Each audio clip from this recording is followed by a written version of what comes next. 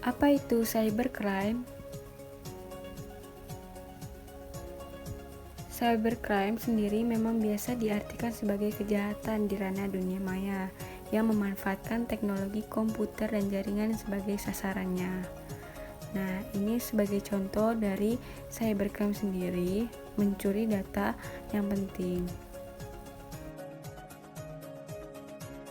Apa saja sih jenis-jenis kejahatan cybercrime? Yang pertama adalah pencurian data. Dari aktivitas cybercrime ini biasanya dilakukan memenuhi kepentingan komersial karena dari pihak lain menginginkan data rahasia pihak lain. Yang kedua ini adalah cyberteroris. Nah, cyberteroris ini merupakan tindakan cybercrime yang sedang banyak dipengaruhi oleh negara-negara besar di dunia termasuk Indonesia. Selanjutnya ada hacking. Nah, untuk hacking ini khusus mengincar kelemahan atau celah dari sistem keamanan untuk mendapatkan keuntungan berupa materi ataupun kepuasan pribadi.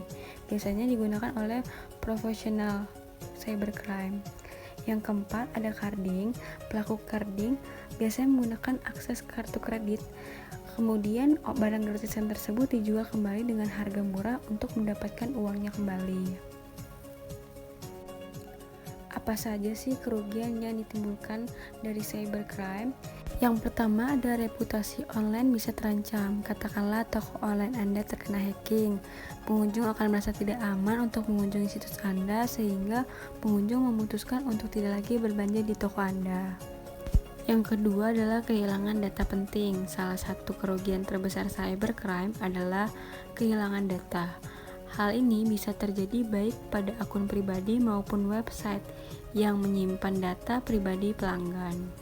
Salah satunya bertujuan untuk pemasaran atau menjualnya di pasar gelap. Lalu jangan khawatir, kita mempunyai tips menghadapi cybercrime. Yang pertama ini ada melindungi gadget komputer atau perangkat lain yang digunakan. Yang kedua, jangan gunakan software bajakan. Dan yang ketiga, backup data-data secara rutin.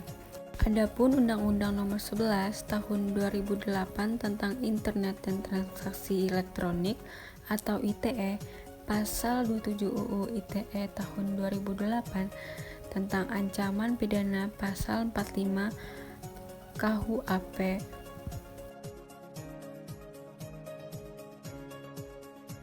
Selanjutnya, Pasal 28 UU ITE tahun 2008, setiap orang dengan sengaja dan tanpa hak menyebarkan berita bohong dan menyesatkan yang mengakibatkan kerugian konsumen dalam transaksi elektronik.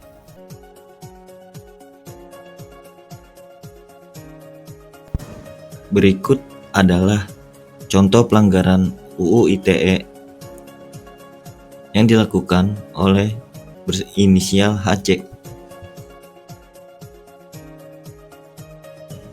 HC mengunggah status media sosial di Facebook yang bernada provokatif dalam menanggapi imbauan pemerintah dalam upaya penanganan pandemi COVID. HC membuat status menambahkan kalimat seruan untuk melaksanakan sholat Jumat di masjid masing-masing pada saat pandemi COVID-19. Karena perbuatan tersebut, pada saat menjalani pemeriksaan, HC mengakui perbuatannya dan menyesal telah membuat status tersebut.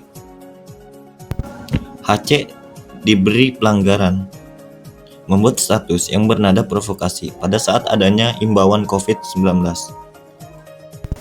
Dan pasal yang dijerat yakni sebagai berikut. Contoh kasus hacking terjadi pada artis Indonesia, Maya. Kejadian dimulai pada saat Maya hendak ingin memesan makanan di aplikasi Gojek dengan pembayaran GoPay.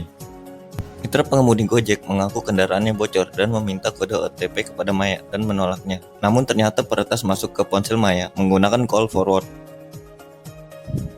Pelaku menggasak saldo GoPay milik Maya dan masuk ke akun Tokopedia Maya dan mencoba untuk menggunakan kartu kredit.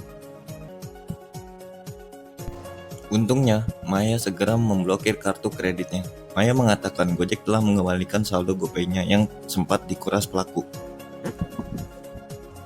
Salah satu contoh carding yakni pada nasabah bank kartu kredit. Kejadian bermula pada saat beliau menerima informasi dari pihak bank bahwa beliau telah menggunakan kartu kredit yang beliau tidak tahu kapan menggunakannya. Setelah itu, beliau melaporkan kepada pihak bank bahwa ada transaksi yang mencurigakan pada kredit cardnya.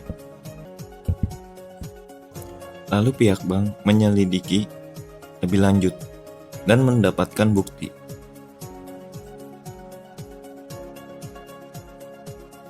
Setelah mendapatkan bukti bahwa ini kasus carding, pihak bank bekerja sama dengan polisi untuk menangkap pelaku.